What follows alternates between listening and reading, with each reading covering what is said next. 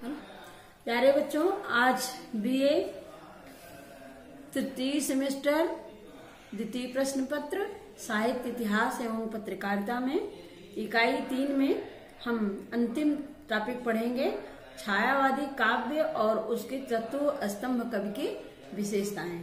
तो आज की ये चर्चा मैं छायावाद पर करती हूँ और सोमवार के टॉपिक में हम छायावादी कवियों की विशेषताएं बताएंगे।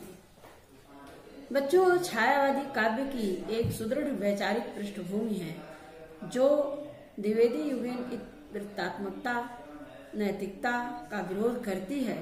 भारत के अतीत गौरव के प्रति सचेष्ट छायावादी कवि व्यक्ति की स्वाधीनता के साथ साथ हर प्रकार की दास्ता के विरुद्ध आवाज उठाते हैं। यह दास्ता आर्थिक, राजनीतिक, सामाजिक किसी भी प्रकार की हो सकती है।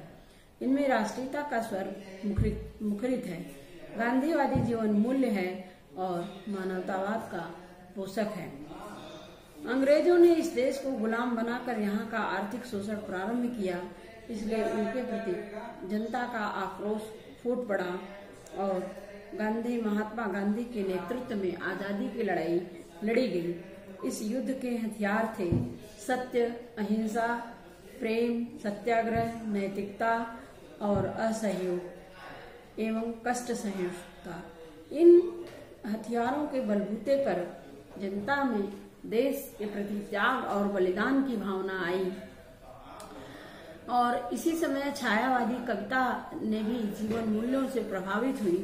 प्रसाद की कविताओं के अतिरिक्त उनकी कहानियों और नाटकों में देशभक्ति एवं राष्ट्रीयता की भावना के साथ साथ त्याग, क्षमा, करुणा की भावनाओं का प्रवाह दिखाई देता है। भारतीय जनमानस में आशा, उत्साह और आत्मविश्वास का संचार करने वाले इन कवियों ने भारत के अतीत का गौरव का गान किया। प्रसाद के गीत हिमाद्र तुंग श्रृंग से प्रबुद्ध शुद्ध भारती में भारत की महिमा का विशद वर्णन है। निराला ने अपनी दिल्ली नामक कविता में भारत के अतीत गौरव का बहुत सुंदर चित्रण किया है। क्या यह वही देश है, भीम अर्जुन आदि का तीर्थ क्षेत्र, चिरकुमार भीष्म का पताका ब्रह्मचर्य दीप उड़ती है आज भी, जहाँ के वायुमंडल में उज्जवल, अधीर और चिरनवीन। वस्तुतः छायावाद का जीवन दर्शन भी आशावादी एवं संसार में जीवन संचार करने वाला था। कामायनी में जिस जीवन दर्शन का उल्लेख किया गया है, कामायनी में शैव दर्शन का उल्लेख है और कामायनी की श्रद्धा मन को संसार में प्रवृत्त करती हुई कहती है, कर रही लीला में आनंद महाचित सजग हुई सी व्यक्त, विश्व का उन्मीलन अभिराम, इसी में सब होते अनुभव। इसी प्रकार कामायनी में प्रसाद जी ने लिखा, ज्ञान दूर कुछ क्रिया भिन्न है, इच्छा क्यों पूरी हो मन की, एक दूसरे से न मिल सके, यह विडंबना है जीवन की। छायावाद पर गांधी जी का बहुत बड़ा प्रभाव था।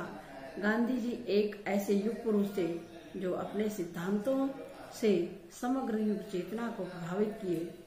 तत्कालीन समाज, राजनीति, साहित्य सब पर गांधीवाद का बहुत विशद प्रभाव दिखाई देता है। कामायनी की श्रद्धा तकलीफ पर सूत काटती है। मानवता, विश्वबंधु, लोक कल्याण के जो स्वर छायावादी काव्य में दिखाई पड़ते हैं वह गांधी जी का ही प्रभाव था। और प्रसाद जी श्रद्धा को तकली चलानी पड़ती है, चलरी तकली धीरे धीरे प्रिय गए खेलने को है। श्रद्धा मन की हिंसा वृत्ति का विरोध करती है।